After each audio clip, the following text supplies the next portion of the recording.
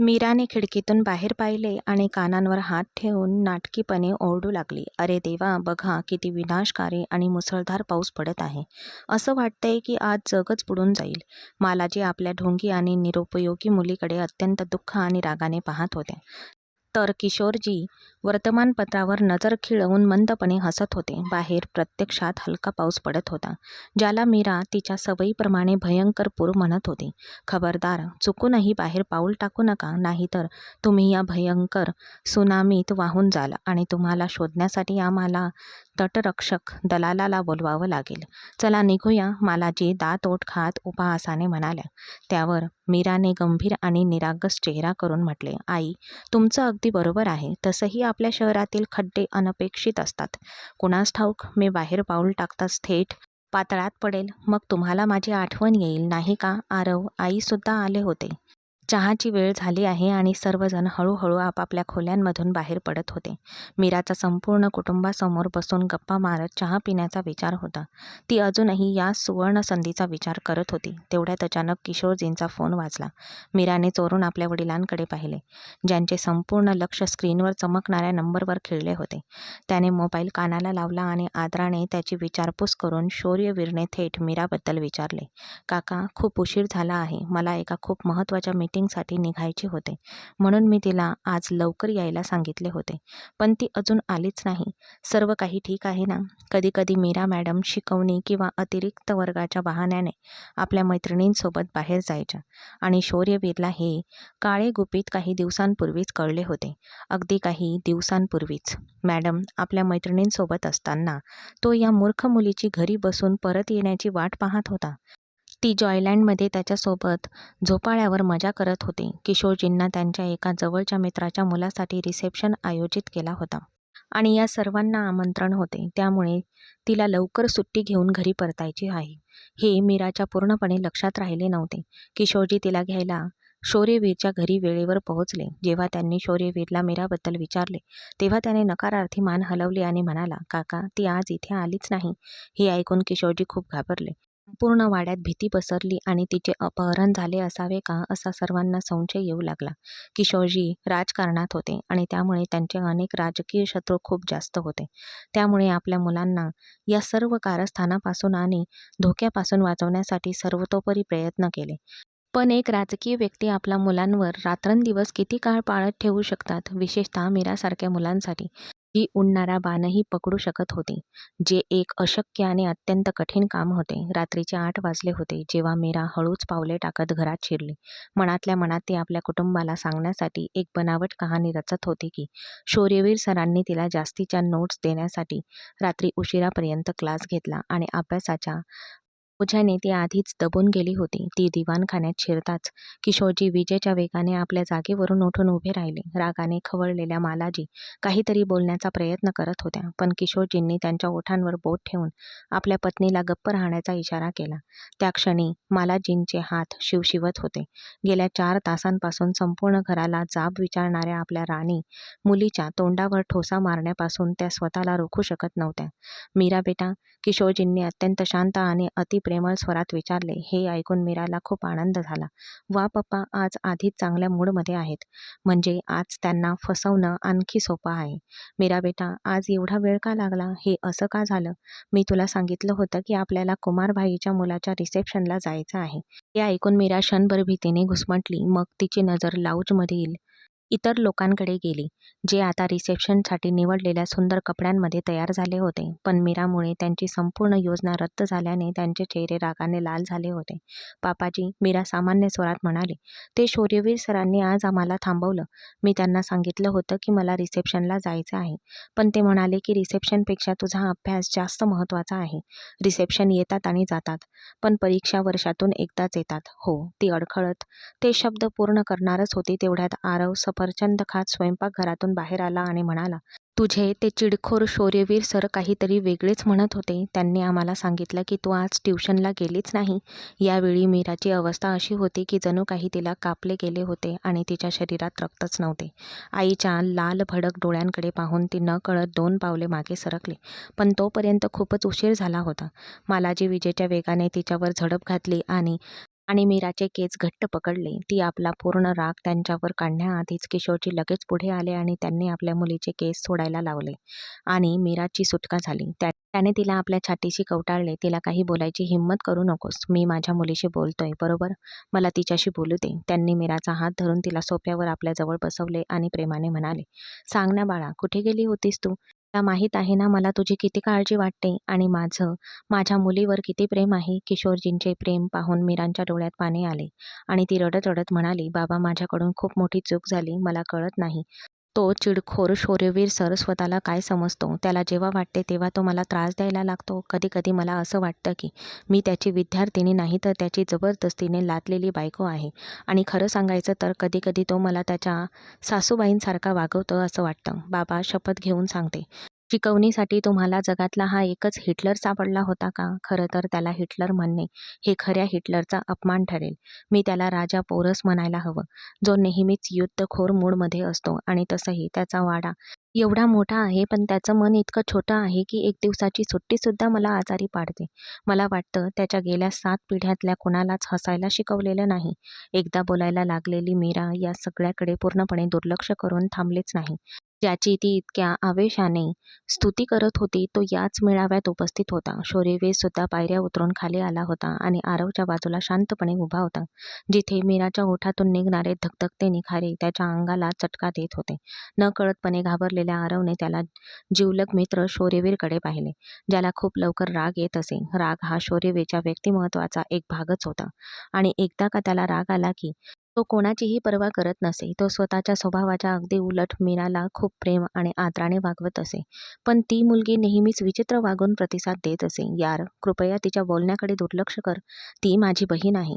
आरव शौर्यवीरच्या कानात वाकून विनवणी करत म्हणाला. मीराने डोके हलवले. ही मुलगी तिला सगळीकडे लाजिरवाणे करायची आणि आज सुद्धा तिने तिला लाजिरवाणे केले होते. तर दुसरीकडे किशोरजींनी आपली भूमिका बदलली होती. मीराने शौर्यवीरला पाहताच तिची जीभ थांबली. ती लगेच आपल्या वडिलांच्या मागे लपली. तो इथे आहे हे तुम्ही मला का नाही सांगितले? ती कुजबुजली. मी खूप वेळेपासून याचे संकेत देत होतो बाळा, किशोरजी म्हणाले.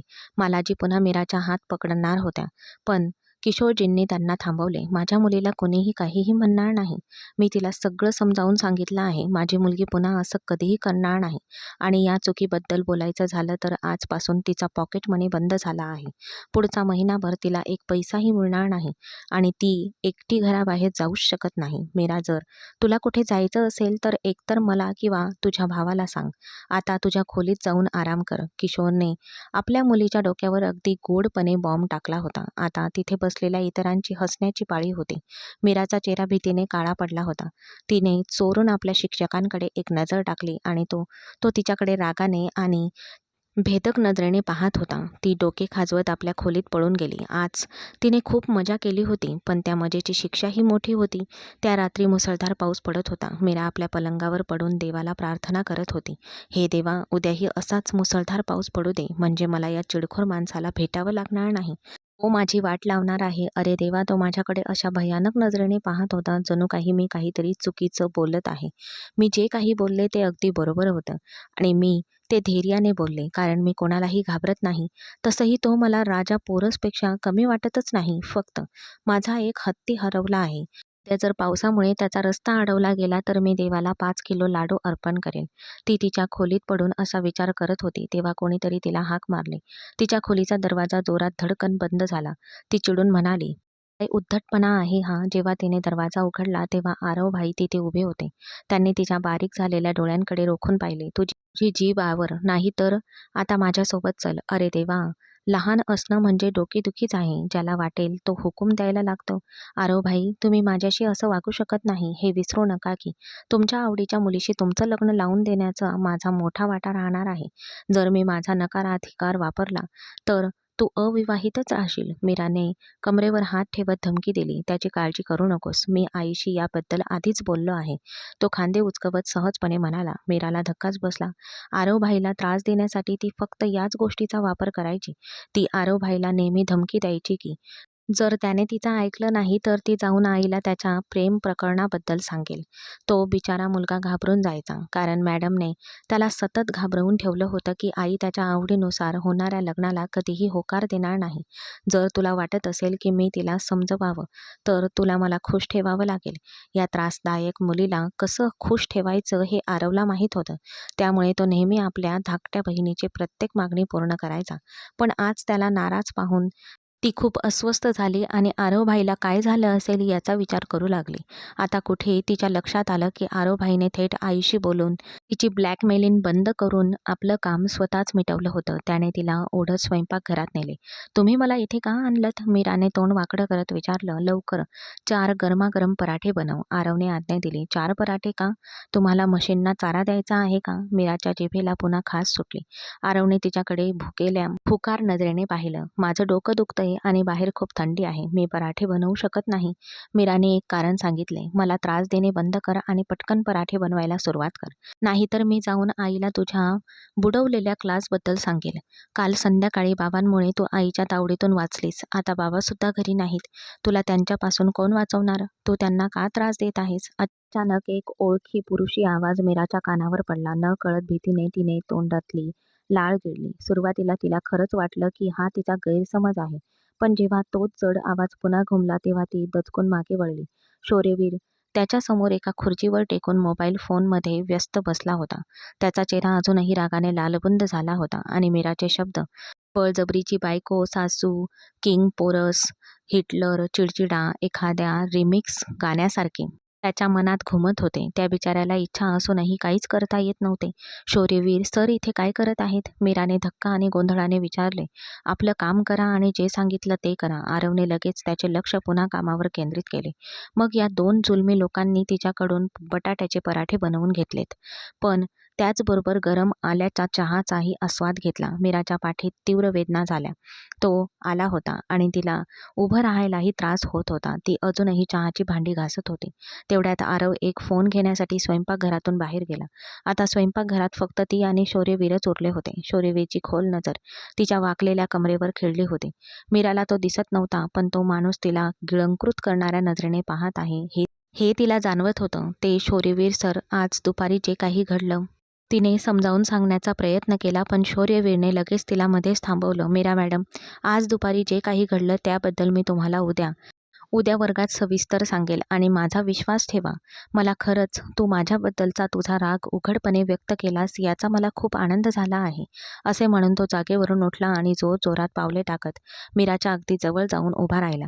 भीतीने मीराने पुन्हा एकदा आपली थुंकी गिळली.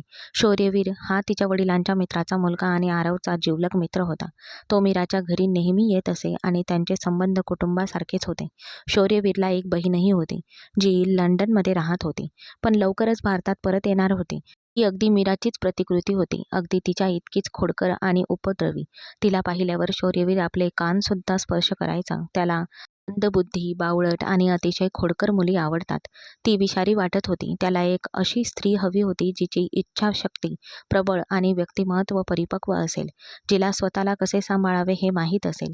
जेव्हा जेव्हा तो मीराला पाहायचा तेव्हा त्याला धक्का बसायचा. ती नेहमी काळ्या जीन्सवर एक मोठी हुडी घालायची आणि या कपड्यांमध्ये ती मुलीपेक्षा मुलांसारखीच जास्त दिसायची. अनेक वेळा मालाजींनी हात जोडून तिला तिचा पेहराव बदलण्याची विनंती केली होती. पण अशी असेल ती मीराच कोणती, जी कोणाचे ऐकणार होती? आरव या बाबतीत तिच्याशी कधीही कठोर वागला नव्हता. तिला जसे कपडे घालायचे होते त्याने तिला पूर्ण स्वातंत्र्य दिले आणि तिला पाठिंबा दिला. पण शौर्यवीर तिच्या प्रत्येक कृतीने चिडायचा आणि उघडपणे त्यावर टीका करायचा. तो ते व्यक्तसुद्धा करायचा. मीराला हे चांगलंच माहीत होतं की तो तिचा तीव्रपणे तिरस्कार करतो, पण ती बेफिकर आणि निश्चिंत होती आणि त्यामुळे फारसा फरक पडत नव्हता. तिच्यावर प्रेम करणारी इतकी माणसं असताना तिला एका व्यक्तीच्या द्वेषाने किंवा त्रासाने त्रास करून घ्यायचा नव्हता. अर्थात तिला त्याची खूप भीती वाटत होती, कारण शौर्यवीर सरांच्या शिक्षा खरोखरच असह्य होत्या. मध्यरात्रीपर्यंत त्या 2 जुलमी शासकांची सेवा केल्यानंतर तिला अखेरीस आपल्या खोलीत जाऊन झोपण्याची संधी मिळाली. दुसऱ्या दिवशी सकाळी जेव्हा ती जागी झाली तेव्हा बाहेर मुसळधार पाऊस पडत होता. हे दृश्य पाहून तिच्या मनात पहिली इच्छा निर्माण झाली. तिने खोलीत जोरदार भांगडा नृत्य सुरू केले आणि मग धावत खाली गेली. लाऊंजमध्ये मनसोक्त नाचल्यानंतर तिने आपला प्रचंड आनंद मोठ्याने व्यक्त केला. तिच्या मुख्य परीक्षा जवळ येत असल्यामुळे कॉलेजला तिला सुट्ट्या लागल्या होत्या, म्हणून ती कॉलेजला गेली नाही. पण नियमितपणे ट्युशनला हजर राहायची. गेल्या वर्षीही तिला 2 विषयांमध्ये एटीकेटी लागली होती. तिच्या संपूर्ण कुटुंबात तिच्या इतके अकार्यक्षम आणि अभ्यासात अयोग्य कोणीही नव्हते. ती मुलगी खरंच अप्रतिम होती. किशोरजी अनेकदा आपल्या खेळकर मुलीच्या भविष्यात काय दडलंय या विचारात डोक्याला हात लावून बसायचे. तिची कामगिरी पाहता ती 12वी सुद्धा पास होईल असं त्यांना वाटत नव्हतं. म्हणूनच त्या शेवटच्या क्षणी त्यांनी आशा सोडून दिली होती आणि आपल्या मित्राच्या हुशार मुलाकडे मदत मागायचं ठरवलं होतं.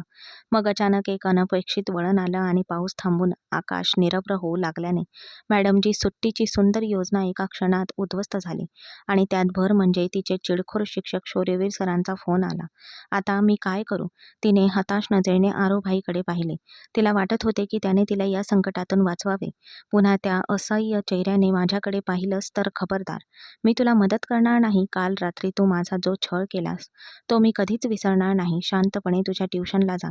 यावेळी नापास झालीस तर मी बाबांना सांगेल आणि तुझं लग्न लावून देईन. आरवने स्पष्टपणे नकार दिला आणि धमकी दिली. दादा, मला परीक्षेची भीती वाटते, लग्नाची नाही. लग्न सहज होईल, पण हे गणित विज्ञान माझ्या आवाक्या बाहेरचं आहे. मीराने जराही न डगमगता अगदी धैर्याने उत्तर दिले.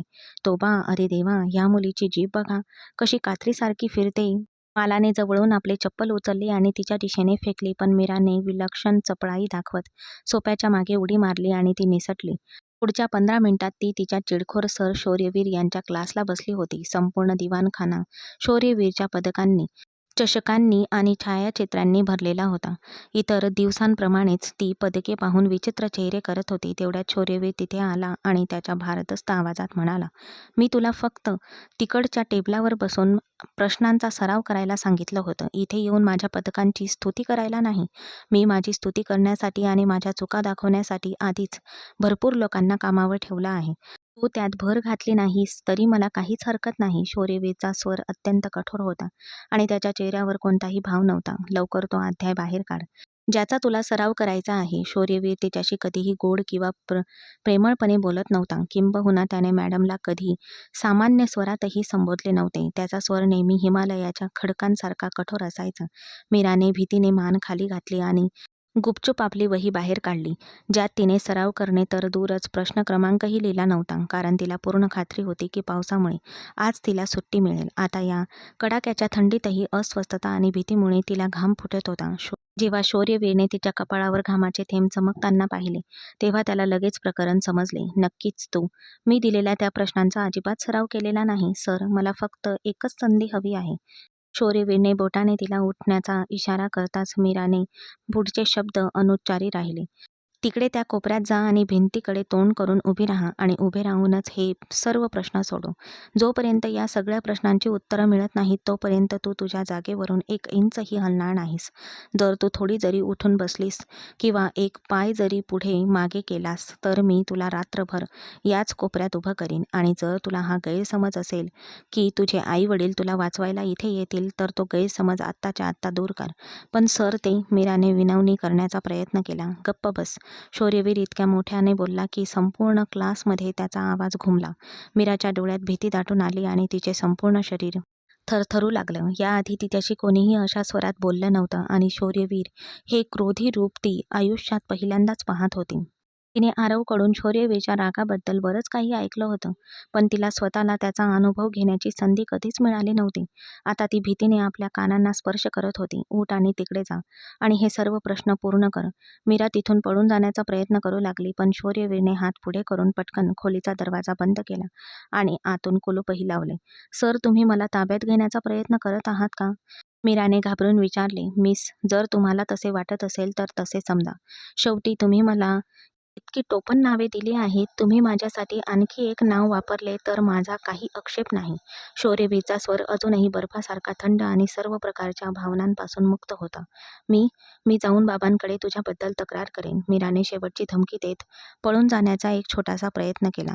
तुला हवं असेल तर पंतप्रधानांकडेही अर्ज घेऊन जा. मी कोणाला घाबरत नाही आणि मी काहीही चुकीचं करत नाहीये. तू या शिक्षेस पात्र आहेस. मी तुला पहिल्या दिवसापासूनच तुझी जागा दाखवायला हवी होती. आता उठ आणि मी सांगतो तसं कर, नाहीतर मी तुला या खिडकीतून बाहेर ढकलून देईल." त्याचे डोळे निखाऱ्यासारखे लाल झाले होते आणि मीराला वाटले की पृथ्वी दुभंगून तिला गिळून टाकावी. ती शांतपणे उठली आणि त्याने दाखवलेल्या जागी उभी राहिली. उभे राहून लिहिणेही अवघड होते. मग बसून लिहिणे तर दूरची गोष्ट. ती सुद्धा मोठ्या कष्टाने आणि त्रासाने लिहत होती. ती रात्रभर 3 प्रश्न सोडवत असे आणि त्याच वेळी ती तिच्या इतर छंदांमध्ये रमून जात असे. कधी-कधी तर ती आपला आवडता कार्यक्रम बघायला लागत असायची. पण आता खोलीत टीव्ही नव्हता आणि तिचा मोबाईल फोनही तिच्यासोबत नव्हता. तिचा मोबाईल फोन तिच्या शिक्षकांच्या हातात फिरताना तिला दिसत होता. "तुमची दिलेली वेळ संपणार आहे. मी तुमचे प्रश्न तपासेन. जर तुम्ही ते पूर्ण केले नाहीत तर तुमची वेळ 2 तासांनी वाढवली जाईल."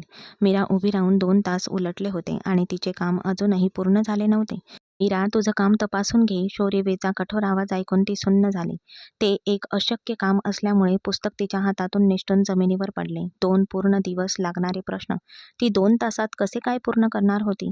तिला रडू कोसळणार होते आणि तिने ठरवले होते की त्याच दिवशी घरी जाऊन वडिलांना त्या माणसाच्या कृत्याबद्दल, तो किती क्रूर, निर्दयी आणि स्वार्थी होता याबद्दल सांगायचे. शौर्यवीर, जो मीराचा मोबाईल फोन हातात फिरवत होता, स्क्रीनवर एक विशेष नंबर चमकताच अचानक थांबला. तो नंबर त्याच्याच चुलत भावाचा होता. त्याने आधी तो नंबर काळजीपूर्वक पाहिला. तोच नंबर होता.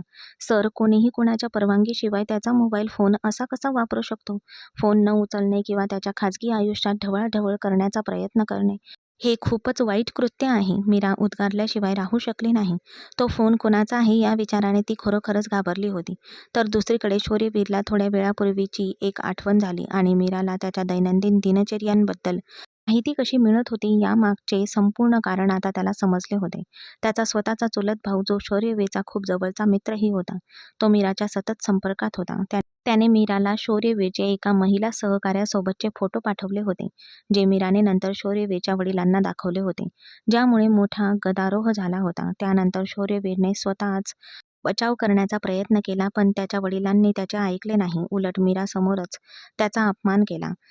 ही गोष्ट तेव्हाची आहे जेव्हा ती पहिल्यांदा शौर्यवीरकडे शिकवणीसाठी आली होती आणि त्या घटनेपासून शौर्यवीर तिच्याशी अधिकाधिक कठोरपणे वागू लागला होता. कारण त्या मुलीवर प्रेम करणे म्हणजे तिला स्वतःच्या डोक्यात जाऊ देणे होते आणि त्याला ते अजिबात नको होते. 5 तास उलटून गेले होते आणि मीरा अजूनही त्याच कोपऱ्यात उभी होती. तिचे पाय थरथरत होते आणि तिला गरगरत होते. पावसामुळे तिची तब्येत हळूहळू खालावत होती. शौर्यवीर असा विचार करत होता की नेहमीप्रमाणे ती एखादे नवीन नाटक सादर करत आहे, म्हणून तो सोफ्यावर टेकून मोबाईलवर आपला आवडता सीझन बघण्यात मग्न झाला. सर, अचानक मीराचा अतिशय हळू आवाज त्याच्या कानावर पडला. जणू काही ती आपल्या उरलेल्या सर्व शक्तीनिशी बोलत होती. "मीरा, तुझे हे नाटक माझ्यावर चालणार नाही. पटकन तुझं काम पूर्ण कर. मग तू इथून जाऊ शकतेस. तुझा हा फालतू अतिअभिनय तुझ्या शाळेतल्या आणि कॉलेजच्या शिक्षकांसाठी राखून ठेव. कदाचित ते तुझ्या या चाळ्यांवर विश्वास ठेवतील. पण मी नाही ठेवणार." शौर्यवीर तिच्याकडे न पाहता थंडपणे म्हणाला. "सर, खरंच मला खूप वाईट वाटतंय." मीराच्या थरथरत्या हातातून पुस्तक निसटून पुन्हा एकदा जमिनीवर पडले. हे पाहून शौर्यवीर ताठ बसला आणि मीराच्या चेहऱ्याकडे डोळे बारीक करून पाहू लागला. जणू काही ती खरं बोलत आहे की नेहमीप्रमाणे खोटं बोलत आहे हे तो पारखत होता. मग तो आपल्या जागेवरून उठला आणि हळूच तिच्याजवळ गेला. तो तिच्याजवळ उभा राहताच मीराला भयंकर चक्कर आली आणि ती बेशुद्ध होऊन जमिनीवर कोसळली. शौर्यवीरने पटकन हात पुढे करून तिला आपल्या मजबूत बाहूंमध्ये पकडले. मीरा त्याच्या हातात येताच त्याला आपली भयंकर चूक लक्षात आली. तिची अवस्था खरोखरच खूप वाईट होती. तापाने तापलेल्या कढईप्रमाणे तिचे संपूर्ण शरीर जळत होते आणि तिचे गोरे गाल त्या उष्णतेने लालबुंद झाले होते. उकाड्यामुळे तिचे डोळे निखाऱ्यासारखे लाल झाले होते. तू क्रूर माणूस आहेस. मला तुझा तिरस्कार वाटतो. तू मला विषासारखा वाटतोय." ती भानावर नसल्याने तिचा आवाज घशातच अडकत होता. हे शब्द ऐकून शौर्यवीरने आपले ओठ मिटले. काही कारणास्तव त्याच्यासारख्या पाषाण हृदयी माणसालाही मीराच्या तोंडून निघालेले हे कठोर शब्द खूप अस्वस्थ करणारे होते. अर्थात त्यात खोडकरपणा नव्हताच. ती जे काही म्हणत होती ते अगदी बरोबर होते.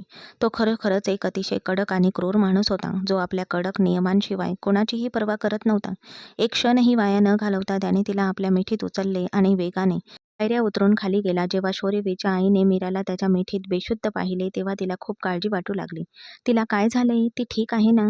"आई, तिची तब्येत अचानक बिघडली आहे. मी तिला हॉस्पिटलमध्ये घेऊन जातोय," असे तो वाड्यातून निघताना घाईघाईने म्हणाला. पण निघण्यापूर्वी त्याने आपल्या आईला याबद्दल कोणालाही न सांगण्याची आणि मीराच्या घरच्यांना तर अजिबात कळू न देण्याची ताकीद दिली होती. खरं तर त्या संध्याकाळीच त्याने किशोरजींना फोन करून कळवले होते की मीरावर अभ्यासाचा खूप मोठा बोजा आणि कामाचा ताण असल्यामुळे ती अभ्यासासाठी रात्री उशिरापर्यंत त्याच्यासोबत थांबणार आहे. किशोरजी त्याच्यावर खूप नाराज झाले असते.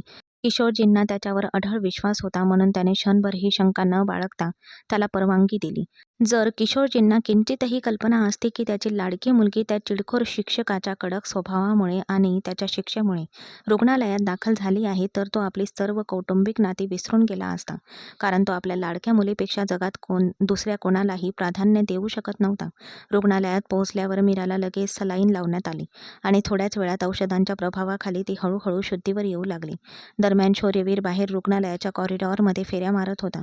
मुलगी नाजूक आहे. आता तो स्वतःवरच वारंवार संताप करत होता. जर तिला अशी कठोर शिक्षा सहन झाली नसती तर तुम्ही जास्त का केले? जेव्हा तो वॉर्डमध्ये शिरला तेव्हा मीरा तोल जाऊन जमिनीवर पडणार होती आणि नर्सला तिला सावरणे मुश्किल झाले होते. असे वाटत होते की तिला काहीतरी नशा चढली आहे. मिस्टर, तिला काय झाले? शौर्यवीरने आश्चर्याने विचारले. मला खरंच माफ करा सर. असे दिसते की तिला औषधांचा जास्त डोस दिला गेला आहे. त्यामुळेच ती सध्या शुद्धीवर नाही. पण काळजी करू नका. याचा तिच्या मनावर कोणताही विपरीत परिणाम होणार नाही आणि ती थोड्याच वेळात पूर्णपणे शुद्धीवर येईल. नर्स त्याला सर्व तपशील सांगत होत्या. तेवढ्यात शौर्यवीर तो आश्चर्याने मीराकडे पाहत राहिला. तिने आपली अडखळणारी नजर वर केली आणि मग शौर्यवीरला उघडपणे डोळा मारत म्हणाली, हे हँडसम, माझ्याकडे असा का बघतोयस? आजच्या आधी कधी एखादी सुंदर मुलगी पाहिली नाहीस का? माझ्यासोबत डेटवर जायचा विचार करतोयस का? तसं मी तुला एक गुपित सांगते. तिने त्याची कॉलर पकडून त्याला स्वतःकडे ओढले आणि मग त्याच्या कानात कुजबुजत म्हणाली, तू स्वतःला विसरून माझ्याकडे बघतोयस हे मला खूप आवडतं. बघ माझं हृदय किती जोरात धडधडतंय. त्यावर तिने शौर्यवीरचा हात ओढून तिच्या हृदयावर ठेवला. धक्का बसल्याने शौर्यवीरने आपला हात मागे खेचला. तो काही बोलणारच होता तेवढ्यात मीरा पुन्हा बोलली, बघ मी तुला स्पष्टपणे सांगते, जर तू माझ्याशिवाय दुसऱ्या कोणत्याही मुलीकडे बघण्याचा विचार जरी केलास तर मी तुझे काचेसारखे डोळे काढून टाकेल, समजलं? बोलता बोलता ती तोल जाऊन शौर्यवीरवर पडणार होती. तेवढ्यात शौर्यवीरने विजेच्या वेगाने आपले दोन्ही हात पुढे करून तिचे खांदे पकडले आणि तिला बाजूला खेचले. तू मला का दूर ढकलत आहेस? मला माहीत आहे की तू माझी फसवणूक करत आहेस. तू गुपचूप दुसऱ्या कोणाशी तरी लग्न केलंस, बरोबर? तू माझ्यावर असा अन्याय कसा करू शकतो शौर्य? असं म्हणत तिने शौर्यवीरच्या मजबूत छातीवर छोटे पण जोरदार ठोसे मारायला सुरुवात केली. यावेळी शौर्यवीरच्या जखमेतून रक्ताचा एकही थेंब बाहेर आला नाही. त्याने आयुष्यात अशी विचित्र परिस्थिती कधीच अनुभवली नव्हती. त्या मुलीच्या अशा झालेल्या फिल्मी लुकमधील बदलाने तो पूर्णपणे थक्क झाला होता. तो पूर्ण असहाय्यतेने आणि मदतीसाठी आर्त याचनेने त्या नर्सकडे पाहत होता. आणि तिने खांदे उचकवत म्हटले, मला खरंच माफ करा सर. यात माझी काही चूक नाही. ती नर्स पुढे शब्द बोलूच शकली नाही. कारण शौर्यवीरने तिला चांगलेच खडसावले आणि धमकी दिली, मी आत्ताच्या आत्ता सीनियर डॉक्टरकडे जाऊन तुझ्या हलगर्जीपणाबद्दल तक्रार करेन. अरे तू तिला का ओरडत आहेस? तिला काही बोलू नकोस. बघ ती बिचारी सकाळपासून संध्याकाळपर्यंत किती कामं करते. माणसांकडून चुका होणे स्वाभाविक आहे. मीरा पुन्हा शौर्यवीरवर पडत ती तोत्रेपणाने बोलली आणि यावेळी त्याचे गाल जोरात ओढले. नर्सला पहिल्यांदाच मीराबद्दल खूप आपुलकी वाटली. तिने आपले हसू दाबून आणि त्याची नजर टाळून घाईघाईने तिथून काढता पाय घेतला. आता काय करावे हे शौर्यवीरला सुचत नव्हते. मीराला हॉस्पिटलमध्येच राहू द्यावे की तिला गुपचूप घरी आणावे? जर ती राहिली असती तर मीराच्या कुटुंबियांना कळवावे लागले असते आणि जेव्हा ते आले असते तेव्हा मीरा तिच्या शुद्ध हरपलेल्या अवस्थेत शौर्यवीरला मिळालेल्या कठोर शिक्षेबद्दल सर्व काही सांगून टाकले असते. यामुळे शौर्यवीर मोठ्या संकटात सापडला असता. किशोरजींनी त्याच्यावर अथांग विश्वास ठेवला होता आणि मोठ्या आदराने आपल्या मुलीची जबाबदारी त्याच्यावर सोपवली होती. तो खरोखरच या गंभीर द्विधा मनस्थितीत सापडला होता. तेव्हा मीराने अचानक त्याचा हात पकडला आणि म्हणाली, शौर्य, आपण इथे का उभे आहोत? इथे गुदमरल्यासारखं वाटतंय. चल बाहेर जाऊया, मोकळी हवा घेऊया किंवा असं करूया, आपण छान लाँग ड्राईव्हला जाऊया. बाहेर पडून खूप दिवस झाले आहेत. आपण मॅकडॉनल्डमधून बर्गरसुद्धा घेऊया. शौर्यवीरला आपलं डोकं भिंतीवर आपटून घ्यावंसं किंवा स्वतःचेच केस पकडून घ्यावेसे वाटत होते. त्या क्षणी त्या मुलीच्या मनात काय चालले असेल कोण जाणे. तिने नुकताच एक जुना रोमॅन्टिक चित्रपट पाहून संपवला होता आणि आता या ड्रगच्या प्रभावाखाली ती स्वतःला त्या चित्रपटाची नायिका आणि त्याला आपला प्रियकर म्हणून कल्पना करत होती. त्याच्या पकडीतून हात सोडवताच ती वॉर्डच्या जमिनीवर बसली आणि एखाद्या हट्टी मुलाप्रमाणे पाय आपटत मोठ्याने रडू लागली. तुम्ही माझ्यासोबत असं कसं करू शकता? मी न केलेल्या गुन्ह्यासाठी तुम्ही मला शिक्षा कशी करू शकता? तुम्ही इतके क्रूर आणि निर्दयी कसे असू शकता? हताश झालेल्या शौर्यवीरने तिचा हात पकडला, तिला उचलले आणि बाहेर ओढू लागला. तुटलेल्या पतंगाप्रमाणे ती त्याच्यासोबत ओढली जात होती. जेव्हा ते पार्किंगच्या ठिकाणी पोहोचले तेव्हा ती पुन्हा म्हणाली, शपथ सांगते, खूप मजा आली. तुझ्यासोबत पळून आल्यामुळे मला आयुष्याची खरी चव कळली. असे म्हणत ती शौर्यवीरच्या जवळ आली आणि आपला उजवा हात त्याच्या खांद्यावर ठेवून म्हणाली, आपण दोघे घरातून पळून आलो आहोत हे कोणाला कळणार नाही ना? जर माझ्या वडिलांना कळलं तर ते माझे पाय तोडतील, मला मारून टाकतील. मला मरायचं नाहीये, मला तुझ्यासोबतच हे जग सोडायचं आहे. जर मी मेले तर तुलाही माझ्यासोबतच मरावं लागेल. कोणी कोणाला मारत नाहीये आणि तुला काही होणार नाही. मी तुझ्यासोबत आहे. यावेळी शौर्यवीरने स्वतःला सावरले. कसेबसे ते शब्द उच्चारत तो एका मुलीचे सांत्वन करत होता, तेही तिच्या पाठीशी उभे राहण्याचे वचन देऊन. या विचाराने त्याला हसू आले, कारण त्याच्या स्वभावामुळे तो लहानपणापासूनच मुलींपासून दूर राहत होता. त्याला लोकांच्या मागे धावायला आवडत नसे. आजूबाजूची परिस्थिती पाहून त्याला आजकालच्या नात्यांचा पायाच कळत नव्हता. मुलींचे नखरे सहन करणे आपल्या प्रतिष्ठेच्या खाली आहे असे त्याला वाटायचे. त्यामुळे तो कधीच कोणत्या नात्यात पडला नव्हता आणि आज तो तिचे सांत्वन करत होता. पण ते नखरे खोटे होते, ती गोष्ट वेगळी होती.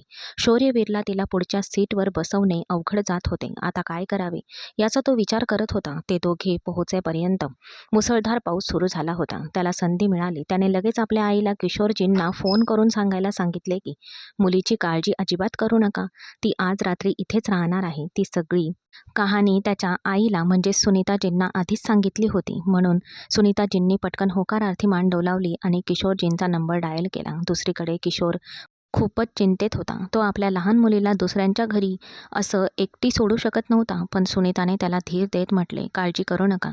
जशी ती तुमची मुलगी आहे तशीच माझीही आहे. मी तिची खूप चांगली काळजी घेईल. तोपर्यंत शौर्यवीर तिला आधीच त्यांच्या खोलीत घेऊन गेला होता. आता ती छताकडे बघत स्वतःशी बोलत होती. तिने रात्रीचे जेवण केले नव्हते आणि शौर्यवीरला हे चांगलेच माहीत होते. ती रात्री 11 वाजता जेवायला त्यांच्या खोलीत येणार होती. त्याने ट्रे उचलला. सुरुवातीला त्याला वाटले की नोकराला पाठवावे, पण नोकराणीने या मुलीची अवस्था पाहिली तर ती नक्कीच किशोरजींकडे तक्रार करेल. असा विचार करून त्याने स्वतःच जायचे ठरवले. सुनीताजी सुद्धा झोपल्या होत्या. त्यांना मधुमेह होता आणि त्या औषधे घेऊन लवकर झोपायच्या. तो खोलीत शिरताच मीराने एक उशी उचलून शौर्यवीरच्या चेहऱ्यावर जोरात मारली. तो घाबरून मागे सरकला. तो सावरण्याआधीच मीराने त्याला दुसऱ्या उशीने मारलं. तुला तुला वेड लागलंय का? तू काय करत आहेस? शौर्यवीर म्हणाला. माझ्या खोलीतून बाहेर जा, मीरा ओरडली. यावेळी शौर्यवीरने रागाने जेवणाचे भांडे बाजूला ठेवले. त्याने दार बंद केले आणि तो तिच्याजवळ सरकला. तिचे हात धरून तिला नियंत्रित करत त्याने तिच्या डोळ्यात पाहिले आणि म्हणाला, तुझी जीभ सांभाळ. मी खूप काळापासून तुझा आदर करत आलो आहे. त्याचे हे बोलणे ऐकताच मीरा लहान मुलासारखा चेहरा करून पुन्हा रडू लागली. मग तू माझ्यासोबत असं का करतो आहेस शौर्यवीर? तू माझा इतका द्वेष का करतोस? सांग, माझ्यात काय कमी आहे? ती आता थकून पलंगावर पडली होती. हाताच्या मागच्या बाजूने आपले अश्रू पुसत त्याला तक्रार करत होती. तर तो फक्त तिच्या चेहऱ्याकडे एकटक पाहत होता. तू खूप वाईट माणूस आहे शौर्यवीर. तू कधी कोणावर प्रेम करूच शकत नाहीस.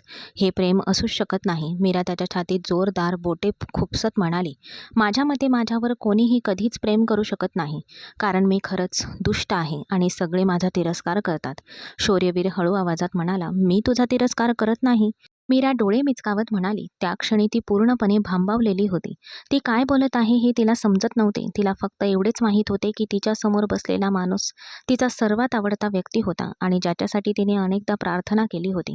शौर्यवीर क्षणभर जागेवरच गोठून गेला. मीरा, तू खरंच माझा तिरस्कार करत नाहीस का?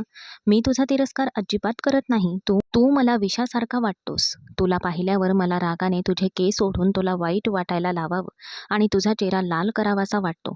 तू माझ्या आयुष्यात आल्यापासून माझं आयुष्य नरक झालं आहे. तू इतका वाईट का आहेस? मला उत्तर दे. माझ्यासोबत हे सगळं करून तुला काय मिळतं? ती त्याच्या दिशेने हात पसरवत उन्मादाने बोलली. त्यामुळे शौर्यवीर पटकन मागे सरकला. नाहीतर ही मुलगी विश्वास ठेवण्यासारखी नव्हती. ती जे बोलत होती ते तिने केलंच होतं. तू खूप गोड आहेस. जर तुझं मन थोडं चांगलं असतं आणि तू जरा दयाळू असतास तर तुझ्याशी लग्न करायला खूप मजा आली असती. पण आता मी तुझ्याशी लग्न करणार नाही. आता मी माझ्यात विश्वास आहे. मी एका आनंदी मुलाशी लग्न करेल. तू आता जाऊ शकतोस आणि हे जेवण घेऊन जा. मला खायचं नाहीये. असं म्हणून मीराने पांघरून डोक्यावर ओढून घेतले आणि लवकरच खोली तिच्या घोरण्याच्या आवाजाने भरून गेली. शौर्यवीरच्या मनात अजूनही तोच विचार घुमत होता. की मीरा त्याच्याकडे तिच्या भटकणाऱ्या नजरेने बघत होती आणि भावपूर्ण स्वरात म्हणत होती, "मी तुझा द्वेष करत नाही. तू किती गोड आहेस. जर जर तू थोडा दयाळू असतास तर तुझ्याशी लग्न करण्यात कितीतरी जास्त मजा आली असती." त्या क्षणी शौर्यवीच्या हृदयाचा ठोका चुकला आणि त्याने नकळत आपली नजर दुसरीकडे वळवली. त्याला याची पूर्व जाणीव असूनही तो आपल्या हृदयापासून पळून जात होता. तो नेहमी स्वतःच्या मनाशी वाद घालायचा. ती मुलगी माझ्यासाठी योग्य नाही आणि असे असूनही त्याचे मन मीरासाठी तळमळत होते. सकाळी जेव्हा मीरा जागी झाली तेव्हा तिला तीव्र डोकेदुखी होती. ती स्वतःला एका अनोळखी ठिकाणी पाहिले आणि ओरडू लागली, "मदत करा, इथे कोणी आहे का? मला इथून बाहेर काढा." खोलीतून येणारे ओरडण्याचे आवाज ऐकून सुनीता घाबरून जागी झाली. जेव्हा तिने आत जाण्याचा प्रयत्न केला तेव्हा मीरा बाहेर आली आणि त्या दोघांची जोरदार टक्कर झाली. जेवणाच्या टेबलावर बसलेला शौर्यवीर हे दृश्य पाहून थक्क झाला.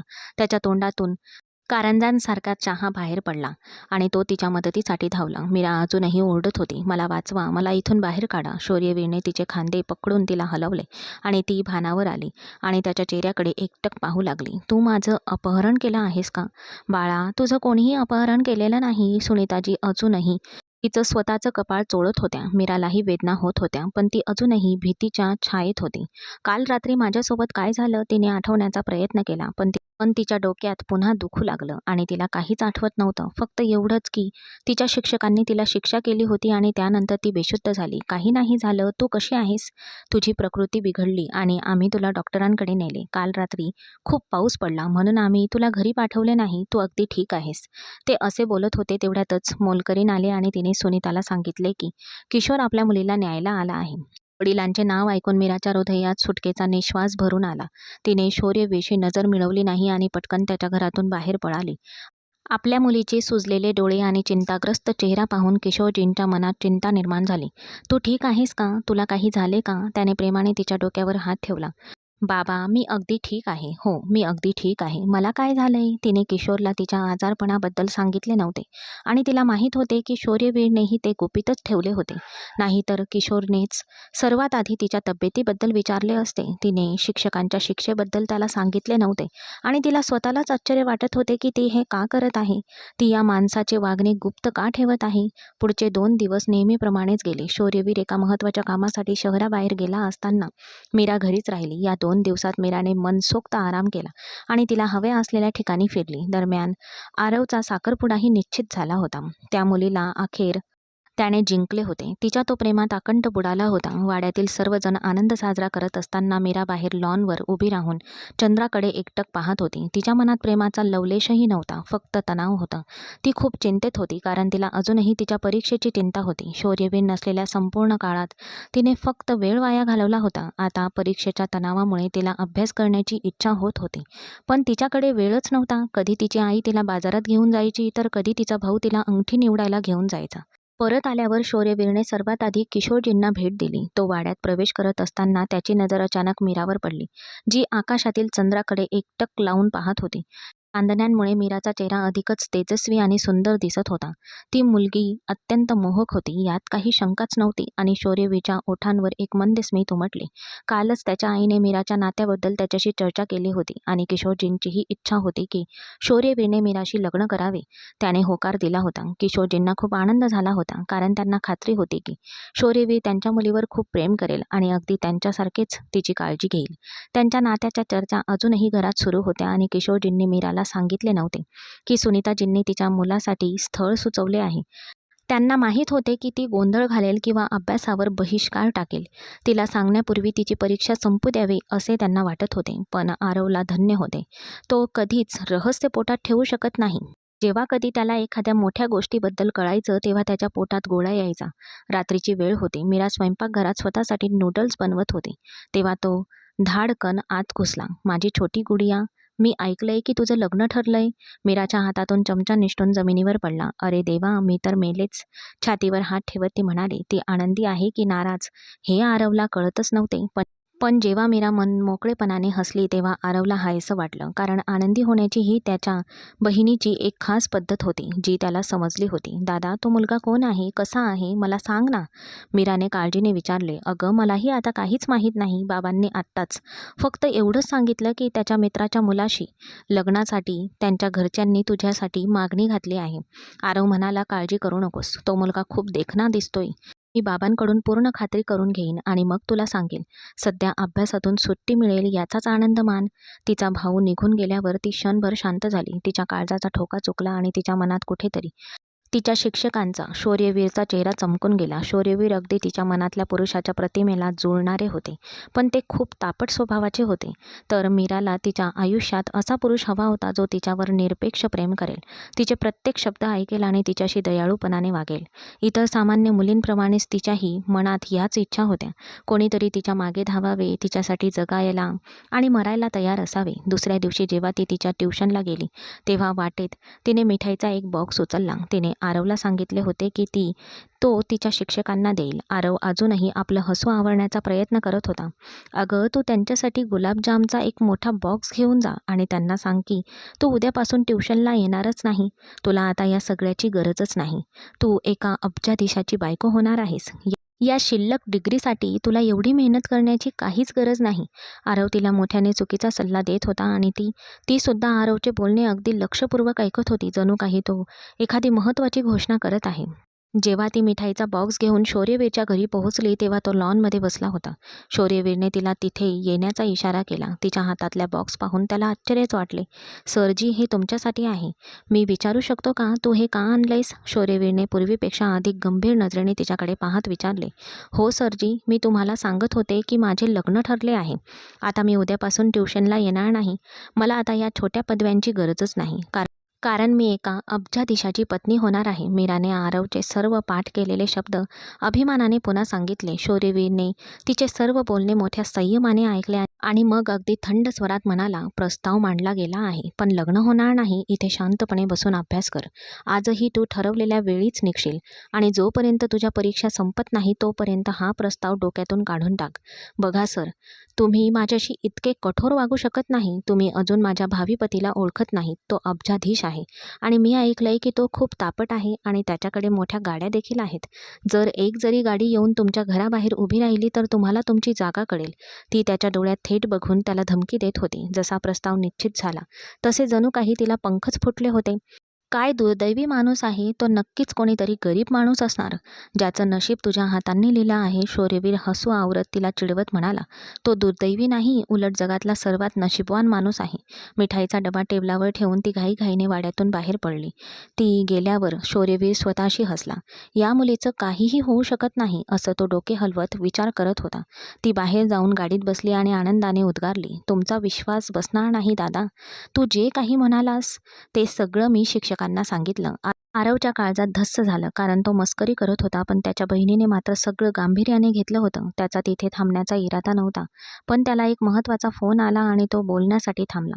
दरम्यान त्याची बहीण परत आली होती. किशोर वाड्यात परत येताच मीरा सर्वात आधी त्याच्याकडे धावत गेली. वडिलांना काय विचारावे हे तिला सुचत नव्हते. वडिलांसोबत बसलेल्या आरवने त्याच्या वडिलांची त्या नात्याबद्दल बोलून बहिणीची द्विधा मनस्थिती दूर केली. तेव्हा किशोरजी म्हणाले, हो हो, मला आठवतंय बाळा, मी तुझ्यासाठी जो काही निर्णय घेईन तो तुला मान्य असेल असं तू स्वतःच मला म्हणाले होतेस. तिच्या डोक्यावर हात ठेवत ते प्रेमाने म्हणाले, हो बाबा, मी तुम्हाला सांगितले होते आणि माझा काही आक्षेप देखील नाही. पण बाबा, मी तुम्हाला हेही सांगितलं होतं की मुलगा गोंडस आणि देखणा असावा. मीरा हळू आवाजात म्हणाली. मालाने आपला पवित्रा बदलला, कारण तिची मुलगी वडिलांची अशा प्रकारे बोलून खरंच मूर्खपणा करत होती. त्याची काळजी करू नकोस, कारण मी तुझ्यासाठी एक खूप देखणा मुलगा निवडला आहे, जो दुसरा कोणीही नसून आपला शौर्यवीरच आहे. किशोर हसत म्हणाला आणि मीराला वाटले तिने काहीतरी चुकीचे ऐकले आहे. तिने आश्चर्याने आरवकडे पाहिले आणि आरवने हताशपणे खांदे उचकवले. किशोरजी खूप आनंदी दिसत असल्यामुळे तिने काहीच आरडाओरडा केला नव्हता आणि तिला फक्त हीच चिंता होती की आज तिने खूप मोठा मूर्खपणा केला होता. तिने त्याला लग्न ठरल्याबद्दल मिठाईचा बॉक्स तर दिलाच होता, वर ती त्याच्याशी भांडून देखील आली होती आणि त्याच्यासमोर मोठेपणाने बोलली देखील होती. आता तिला शौर्यवीरची भेदक नजर जाणवत होती. हे लक्षात येताच ती क्षणभर दचकली, पण मान हलवून ती पुन्हा आपल्या संभाषणात मग्न झाली. हा अरब अब्जाधीश मुलगा माझ्या हातातून असा सुटणार नाही. जर त्याने मला तेव्हाच नाव सांगितले असते तर मी त्या शौर्यवीर समोर असं का बडबडू लागले असते, असे म्हणत ती आपल्या भावाला खोट्या रागाने मारू लागली आणि तो फक्त मोठमोठ्याने तिच्यावर हसत होता. पण शौर्यवीरचा विचार मनात येताच लाजेने तिचे गाल लाल झाले आणि ती पटकन तिथून पळून गेली. खोलीत येऊन तिने एक दीर्घ श्वास घेतला आणि स्वतःला सावरले. तो कडक, क्रूर, चिडखोर शिक्षक, ज्याचा ती प्रचंड तिरस्कार करत होती, प्रियाचा त्याला ती विष मानत होती. आता केवळ त्याचे नाव ऐकताच तिचे हृदय लाजेने लाल झाले होते. तिचे हृदय धडधडत होते. तिला स्वतःची अवस्था समजतच नव्हती. शौर्यवीर या नात्याला कसा तयार झाला हेही तिला कळत नव्हते. हजारो प्रश्न तिला सतावत होते. यानंतर तिने शिकवणीला जाणे बंद केले, कारण तिच्या घरात तिच्या लग्नाची तयारी सुरू होती. एके दिवशी मीराला लग्नाचा ड्रेस निवडायचा होता, म्हणून शौर्यवीर तिला बाजारात घेऊन जायला आला. खूप दिवसांनी ती शौर्यवीरला भेटली आणि शौर्यवीर खूप बदलला आहे हे पाहून तिला आश्चर्य वाटले. आज तो खूप गोड आणि मृदू आवाजात बोलत होता आणि जेव्हा जेव्हा तो मीराचे नाव घ्यायचा तेव्हा मीराच्या हृदयाचा ठोका चुकत असे. ती शौर्यवीरची एक वेगळी बाजू पाहत होती आणि तिथेही शौर्यवीरने तिच्या निवडीलाच प्राधान्य दिले होते. जेव्हा ते गाडीजवळ परत आले तेव्हा शौर्यवीर तिला सतत बोलण्यासाठी आग्रह करत जेवायला बाहेर घेऊन गेला. मीराला स्पष्ट आठवत होते की जेव्हाही ती त्याच्याशी बोलायची तेव्हा शौर्यवीर म्हणायचा, बोलू नकोस, कारण तू नेहमीच निरर्थक गोष्टी बोलतेस. पण आज मात्र तो तिचे बोलणे एकाग्रतेने ऐकत होता. मीराने हिंमत करून त्याला विचारले, मला तुम्हाला हे विचारायचे होते, तुम्ही दबावाखाली लग्नाला होकार दिला नाही ना? शौर्यवीरने एक दीर्घ श्वास घेतला, कारण त्याला याच प्रश्नाची अपेक्षा होती. नाही, मी दबावाखाली नाही तर माझ्या स्वतःच्या हे लग्न करायला होकार दिला आहे. मला हे आधीच समजायला हवं होतं की तू मला आवडतेस आणि माझं तुझ्यावर खरंच खूप प्रेम आहे. मी तुझ्यासोबत सुखी आयुष्य जगू शकेन, पण मी मूर्ख आहे, नाही का? मीराने निरागसपणे विचारले. काळजी करू नकोस, लग्नानंतर सगळे शहाणे होतात आणि जरी झालो नाही तरी चालेल, कारण मी या मूर्ख मुलीच्या प्रेमात पडलो आहे. तो खुर्चीला टेकून तिच्याकडे रोखून पाहत सहजपणे म्हणाला. ती लाजेने दुसरीकडे वळली. तिला माहीत होतं की शौर्यवीर खोटं बोलत नाही आणि तिने त्याच्या बोलण्यावर पूर्ण विश्वास ठेवला. तिच्या हृदयाची धडधड अचानक शांत झाली आणि तिच्या मनात कोणतीही कळ राहिली नाही. उलट या गर्विष्ठ माणसावर विश्वास ठेवता आल्याचा एक अनोळखी आनंद तिला झाला. ती सर्वात लाडकी झाली होती. आज आज महाल फुलांनी सजला होता. झेंडूच्या फुलांच्या माळा, गुलाबाच्या पाकळ्या आणि दिव्यांच्या माळा सर्वत्र पसरल्या होत्या आणि हवेत मेहंदीचा सुगंध दरवळत होता. जी मीरा कालपर्यंत आपल्या सरांना चिडखोर, मारेकरी म्हणाली होती, आज तीच त्याची वधू बनणार होती. मालाजी डोळे पुसत आपल्या मुलीच्या शेवटच्या वेळी तयारी करत होत्या आणि आपल्या लाल रंगाच्या पोशाखात मीरा एखाद्या परीपेक्षा कमी दिसत नव्हती. जड दागिने, कपाळावरची टिकली आणि हातावरची गडद मेहंदी तिला एक नवीन मीरा बनवत होती. पण आतून ती प्रचंड थरथरत होती. जेव्हा तिचे बाबा खोलीत आले तेव्हा त्यांचे डोळे पाण्याने भरले. मीरा बाळा, किशोरजी हळू आवाजात म्हणाले. मीरा उठून उभी राहिली आणि तिने त्यांना मिठी मारली. बाबा, आजच्या दिवसानंतर तुम्हाला माझी आठवण येणार नाही का? किशोरने तिच्या डोक्यावर हात ठेवला. माझ्या प्रिय मुली, तू जिथे कुठे जाशील माझे आशीर्वाद तुझ्यासोबत आहेत. शौर्यवीर खूप चांगला मुलगा आहे. तो तुला खूप आनंदी ठेवेल. मीरा काहीच न बोलता तिने आपली नजर खाली झुकवली. पुजारी आणि वडीलधाऱ्यांचे आवाज हवेत घुमत होते. शौर्यवीर पांढऱ्या शेरवानीमध्ये बसला होता. त्याचा चेहरा नेहमीप्रमाणे शांत आणि गंभीर होता. पण आज त्याच्या डोळ्यात एक वेगळीच चमक होती, जी फक्त आरवच्याच लक्षात आली. यार, आज थोडं हस. हे तुझं लग्न आहे, दरबार नाही. आरव त्याच्या कानात कुजबुजला आणि शौर्यवीरने त्याच्याकडे रागाने पाहिले. पण यावेळी त्याची नजर पूर्वीसारखी कठोर नव्हती. उलट त्याच्या ओठांवर एक हलकेसे स्मित होते, जे आरवला स्पष्ट दिसत होते. तो ते लपवण्याचा अयशस्वी प्रयत्न करत होता. फेऱ्या आणि विधीनंतर जेव्हा पुरोहिताने शपथ आणि 7 फेऱ्या पूर्ण केल्या तेव्हा शौर्यवीराच्या आवाजात एक दृढ निश्चय होता. खोलीच्या दुसऱ्या बाजूला मीराच्या मैत्रिणी तिला चिडवत होत्या. तू आतापर्यंत लग्नाचे सर्व विधी पूर्ण केले आहेत, पण आता तुला उरलेले सर्व विधी व्यवस्थित पार पाडावेच लागतील. म्हणजे लग्नाच्या रात्रीचा विधी, तिची मैत्रीण खोडकरपणे म्हणाली आणि मीराने लगेचच आपला चेहरा दुपट्ट्यात लपवला. तिचे गाल गरम निखाऱ्यासारखे लालबुंद झाले होते. जेव्हा निरोपाची वेळ आली तेव्हा आपल्या मुलीला नेहमी ओरडणाऱ्या मालाजी आज जोरजोरात रडत होत्या आणि किशोरजींच्या डोळ्यातही पाणी आले होते. आरवने मीराचा हात धरला आणि तिला दारापर्यंत नेले. माझी लहान गुडिया, स्वतःची काळजी घे आणि दादा, तुला कधी काही अडचण आली तर नौका आहेच ना? त्याचे डोळे लाल झाले होते, पण त्याने हसण्याचा प्रयत्न केला. मीराच्या डोळ्यात पाणी आले. तिने आईला मिठी मारली, मग वडिलांच्या पायांना स्पर्श करण्यासाठी वाकली. किशोरजीने तिला उचलून घेतले, मिठी मारली आणि बराच वेळ तसाच उभा राहिला. आनंदी राहा माझ्या प्रिये, तिच्या कपाळावर चुंबन घेत तो म्हणाला. शौर्यवीर गाडीजवळ शांतपणे उभा होता. त्याने मीराकडे पाहिले. तिच्या डोळ्यात अश्रू आणि चेहऱ्यावर दुःख होते. तो काहीही न बोलता फक्त गाडीचा दरवाजा उघडला. मीरा गाडीत बसली आणि कोणीतरी आपले अश्रू पुसावेत किंवा आपले अश्रू पाहावेत या आशेने लगेच खिडकीकडे वळली. गाडी निघून जाताना ती डोळ्यात अश्रू घेऊन बाहेर पाहत राहिली. थोड्या वेळाने शौर्यवीरने हळू आवाजात विचारले, तुला भूक लागली आहे का मीरा? तिने आश्चर्याने त्याच्याकडे पाहिलं नाही आणि मग ती शांत झाली. शौर्यवीरने तिच्या उदास चेहऱ्याकडे आणि पाणावलेल्या डोळ्यांकडे नजर टाकली आणि विचारले, घराची आठवण येते का? मीराने फक्त मान हलवली. त्याने क्षणभर विचार केला आणि म्हणाला, तुला कधी जायचंय ते मला कळव. तसंही किशोर काकांनी दर आठवड्याला भेटायला सांगितले आहे. यावेळी मीराने आश्चर्याने त्याच्याकडे पाहिले. खरंच? शौर्यवीरने रस्त्यावर नजर खिळवून फक्त हो म्हटले. पहिल्यांदाच मीराच्या ओठांवर एक मंद स्मित उमटले आणि ती पुन्हा खिडकीकडे वळली. पण यावेळी तिचे डोळे कोरडे होते. हवेलीत पोहोचल्यावर सुनीताने तिचे स्वागत केले. तिला मिठी मारली आणि म्हणाली, बाळा, हे घर आता तुझंच आहे. मीराने आजूबाजूला पाहिले. भव्य आणि आलिशान, पण ती एक विचित्र हवेली होती. सगळे निघून गेल्यावर ती तिच्या जड कपड्यांमध्ये आणि दागिन्यांमध्ये थकलेली खोलीत एकटीच बसली होती आणि खोली फुलांनी सजलेली होती. थोड्या वेळाने जेव्हा शौर्यवीर आत आला तेव्हा मीरा लगेच ताठ बसली आणि तिने आपली नजर खाली झुकवली. शौर्यवीरने तिच्याकडे पाहिले. ती इतकी शांत होती, जणू काही ती नेहमी बोलणारी मीरा नव्हतीच. तू दमली आहेस का? त्याने सहज विचारले. मीराने वर न पाहता फक्त हो म्हटले. शौर्यवीर जवळ आला आणि हळू आवाजात म्हणाला, मी काही बोलू शकतो का? मीराने हळूच वर पाहिले. तिने पहिल्यांदा त्याला इतक्या जवळून पाहिले आणि तिच्या लक्षात आले की त्याच्या डोळ्यात आता तो जुना कठोरपणा आणि गंभीरपणा नव्हता, पण असे काहीतरी होते जे तिला पूर्णपणे समजत नव्हते. शौर्यवीर हळू गंभीर आवाजात म्हणाला, आधी जे काही झालं ती माझी चूक होती. मी तुझ्यासोबत जे काही केलं ते चुकीचं होतं. मीराचे डोळे विस्फारले, कारण हा तोच शौर्यवीर होता जो कधी माफी मागत नसे. ती काहीतरी बोलणारच होती. तेवढ्यात शौर्यवीर पुढे म्हणाला, पण आता खरं हे आहे की तू माझी जबाबदारी आहेस आणि मी नेहमीच तुझी काळजी घेईन.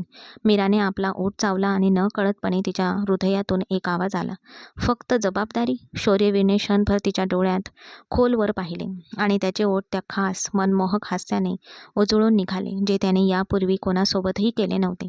तिच्या आणखी जवळ झुकत तो म्हणाला, तुला अजून काय हवंय? या हृदयावर तुझं राज्य. मीराचे गोरे गाल पुन्हा एकदा गरम निखाऱ्याप्रमाणे लालबुंद झाले आणि ती लाजून लगेच दुसरीकडे वळली. काही नाही. बोटांनी ब्लँकेट घट्ट पकडत ती पुटपुटली. शौर्यवीर हळूच हसला आणि मीराने तो मखमली आवाज पहिल्यांदाच ऐकला. किती हळवा, उबदार आणि पूर्णपणे अनोळखी. पण तो थोडा जवळ आला. तिच्या चेहऱ्यावरून केसांची बट हळुवारपणे तिच्या कानाच्या मागे सारत म्हणाला, आजपासून झोपण्यापूर्वी घरातून पळून जाण्याचे कोणतेही फिल्मी प्लॅन्स करू नकोस, समजलं? मीरा त्याच्याकडे एकटक पाहत राहिली. त्यांची नजर भिडली आणि यावेळी दोघांनाही आपली नजर हटवता आली नाही. शौर्यवीरने धैर्याने तिचा हात हातात घेतला. त्याच्या स्पर्शाने मीराच्या संपूर्ण शरीरात विजेचा धक्का बसल्यासारखे झाले. तो खाली वाकला आणि त्याने मीराच्या तापलेल्या कपाळावर आपल्या प्रेमाचा पहिला, सर्वात पवित्र स्पर्श उमटवला. मीराने हळू डोळे मिटले आणि शौर्यवीरने मोठ्या आत्मविश्वासाने आणि प्रेमाने तिच्या मऊ रसरशीत ओठांवर आपला प्रेमाचा स्पर्श पसरवायला सुरुवात केली. आणि त्या रात्री त्या फुलांच्या सुगंधाने भरलेल्या खोलीत त्या दोघांच्या हृदयांचे ठोके एका नवीन आणि सुंदर प्रवासाचे साक्षीदार बनले.